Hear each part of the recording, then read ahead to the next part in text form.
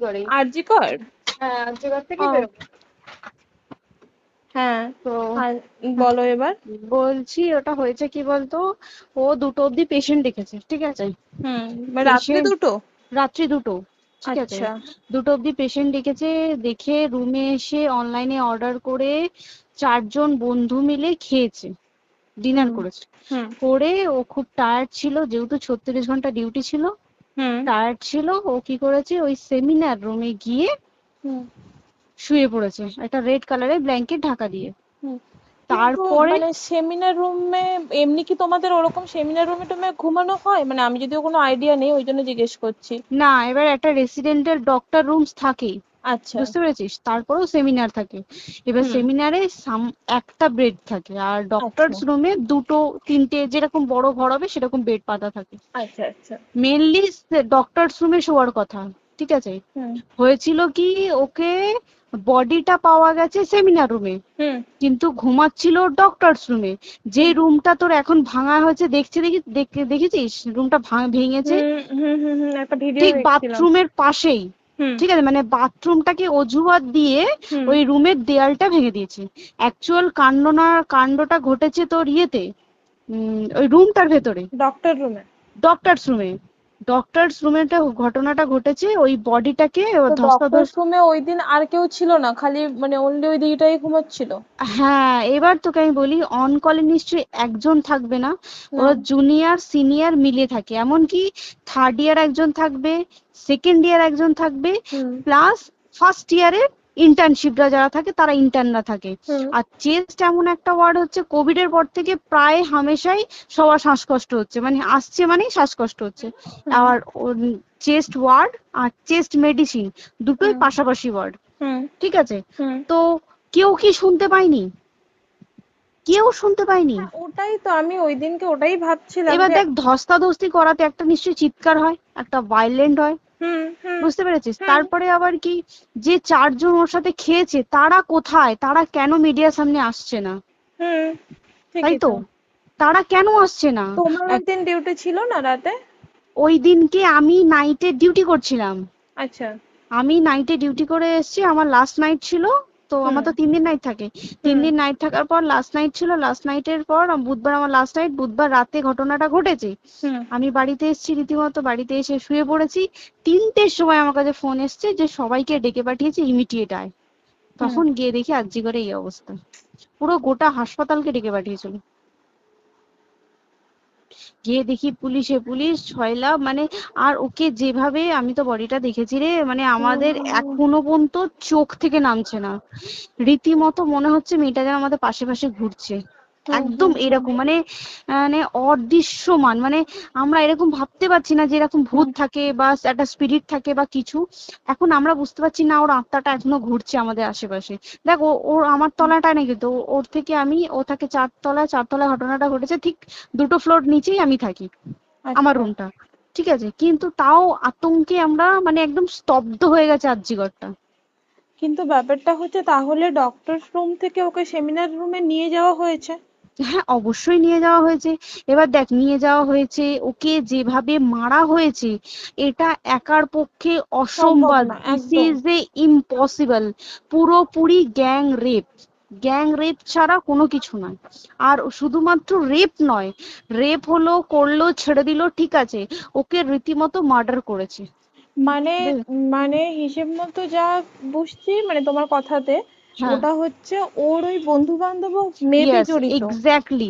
হয় ওর বন্ধু বান্ধব কেউ, ঠিক আছে, মানে 4জনের মধ্যে কেউ, আইদার ওকে এমন কিছু করতে বলতে। দেখ, বড় বড় কোম্পানিতেও তো এরকম হয়, মানে হুম হয় তুমি আমার সাথে কম্প্রোমাইজ হুম করো, নয় হুম তুমি হুম চাকরি হুম ছেড়ে চলে হুম যাও, হুম হুম হুম হয় তো। হুম হুম এ- এখানেও সেরকম কিছু একটা হয়েছে, যাকে যে ক্রাইম করেছে সেও কিন্তু নর্মাল ডক্টর নয়, কিন্তু সেও একটা ভালো পোস্টে র্যাঙ্ক করছে, বুঝতে পেরেছিস, তবেই কিন্তু পুরো ব্যাপারটাকে হসপিটাল চেপে যেতে চাইছে, পুরো ব্যাপারটাকে। তাহলে এই সিভিক যে, ও কোথা থেকে আসছে?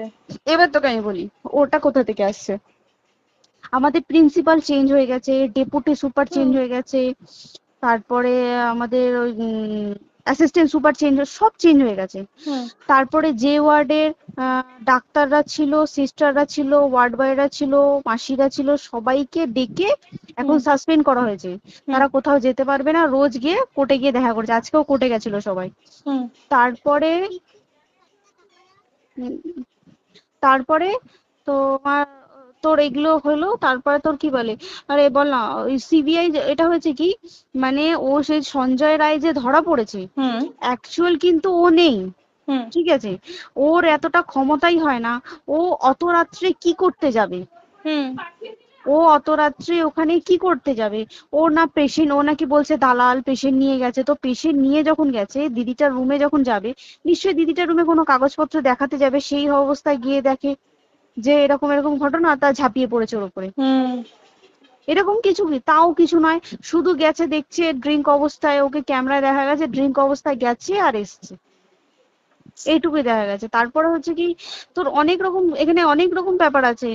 যে দিনকে ঘটনাটা ঘটে, তার ঠিক দুদিন পরে ওই সেমিনার বাথরুমের অজুহাত দিয়ে ডক্টর যে রুমের হুম দেওয়ালটা আছে, ওই হুম দেওয়ালটা ভেঙে দিয়েছে। কেন? প্রথমে ওকে বললো সুসাইড করেছে, আমাদের যখন ফার্স্ট খবর আছে তখন সুসাইড করেছে। হুম তারপরে যখন হসপিটালে যাই তখন গিয়ে শুনছি নাকি না, সুসাইড করেনি, এটা রেপ করেছে, রেপ করে মার্ডার করা হয়েছে। হুম বুঝতে পারলি, এখানে বিশাল বড় একটা গেম চলছে। এবার আর যে ওর উপর কি রাগ ছিল মানে? হ্যাঁ হ্যাঁ হ্যাঁ হ্যাঁ হ্যাঁ হ্যাঁ, একদম আমি তোকে কি বললাম, শোন, তুই যদি কারোর সাথে কম্প্রোমাইজ করিস তাহলে তোর পোস্ট হুম বাড়বে, হুম হুম তুই হুম কারোর সাথে কম্প্রোমাইজ করবি না, তোকে মার্ডার করে দেবে। মানে মানে ওরকম টাইপই কিছু বলছো তো? এরকমই টাইপের কিছু একটা ছিল। আইদার খুব রাফ, মানে খুব রাগ, খুব মানে খুব ওর উপরে খুব ফ্রাস্ট্রেশন ছিল, যারই ছিল খুব ফ্রাস্ট্রেশন ছিল। শুধু ওকে মারিনি রে, রীতিমতো মার্ডার করেছে। ওর যে ক্ল্যাচারটা ছিল, হুম ওর আমি ইউরিন, শুনেছি এটা। ওর ইউরিনের রাস্তায় ক্ল্যাচারটা ঢুকিয়ে দিয়েছে, তুই ইস। জানিস?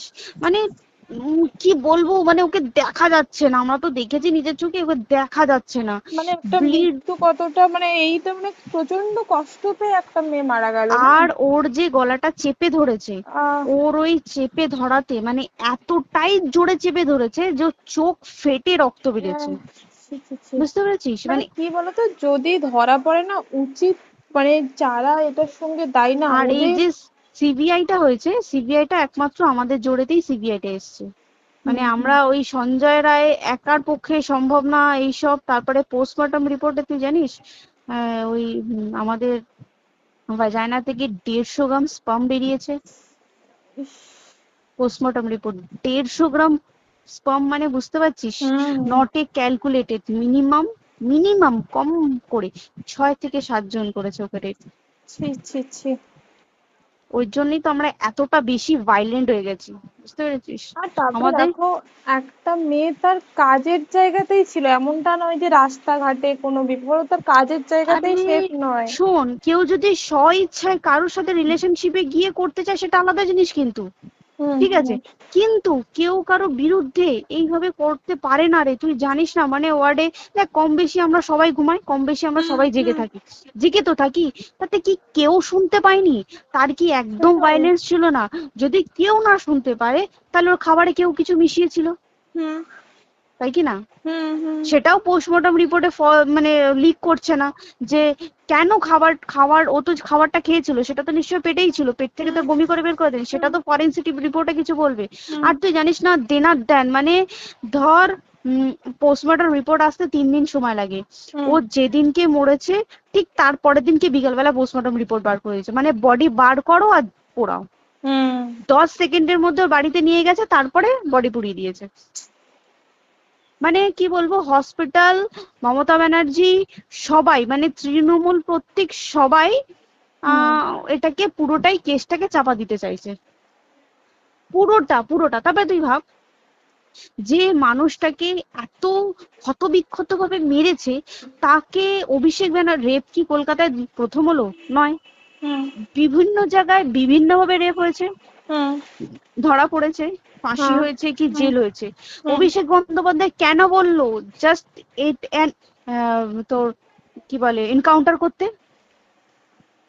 মানে কি, সঞ্জয়কে যদি এনকাউন্টার করে পুরো কেসটা চাপা পড়ে পুরো যাবে, কেসটা চাপা পড়ে যাবে একদম। স্টুডেন্টরা ঠান্ডা হয়ে যাবে। হুম হুম আর আমরা সেটা মানবো না, আমরা সেটা হতেই দেব না। তাতে যদি চাকরি মানে আরজিকরটাকে সিল করতে হয় তাতেও আমরা রাজি আছি, সিল করে দেওয়া হোক আরজিকর, সিল করে দেবে মনে হচ্ছে যদি ঠিকঠাক ভাবে। এবার ওই জন্য আমাদের দাবিতে সিবিআই এসছে। এবার তুই একটা কথা বল, যখন দেখতে পাচ্ছে মমতা ব্যানার্জি যে কলকাতা পুলিশ আমাদের জন্য কিছু করতে পারছে না, আমরা কিছু মানতে পারছি না, 7 দিন ধরে বার করতে পারছে না, হুম তাহলে সেটা 2-3 দিনের মধ্যে কেন হ্যান্ড ওভার করে দিল না? হুম তাই তো। তাই কি না?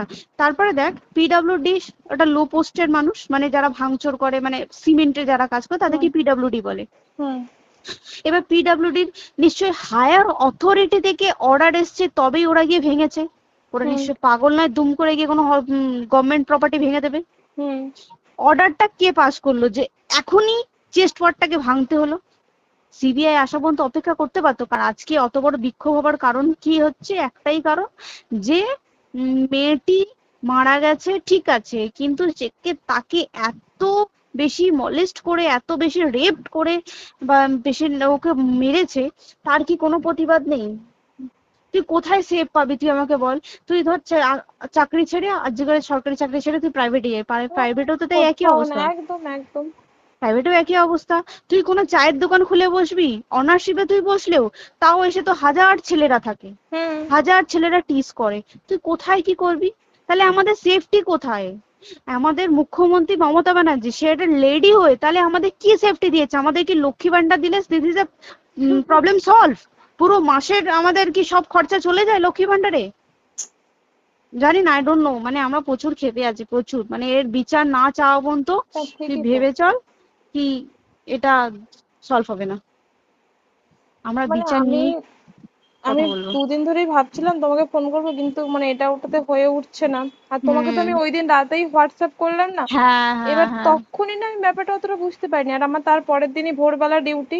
তা হ্যাঁ। আমি খুব তারপরে সাবধানে থাকিস রে, আর খুব বলো না, সাবধানে না না। থাকিস।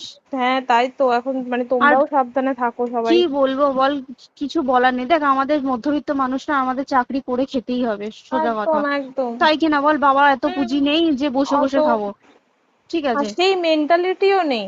পুঁজি হ্যাঁ যদিও থাকে, মেন্টালিটিও নেই হ্যাঁ যে এবার বাবার তুই, পুঁজিতে খাবে। এবার একটা কথা তুই বল, চাকরিটা কোথায় গিয়ে করবো তুই একটা বল? কোন সেটাই। স্টেটে গিয়ে চাকরি করবো তুই আমাকে বল? ওই যেমন, মানে এটা হয়তো আমার মা যেমন বাড়িতে থেকে 7টার মধ্যে ঢুকে যাও, দিদিকে তো ধরো অনেক রাত অব্দি 9টা, 9:30 10টা অব্দি ল্যাবে থাকতেই হয় না।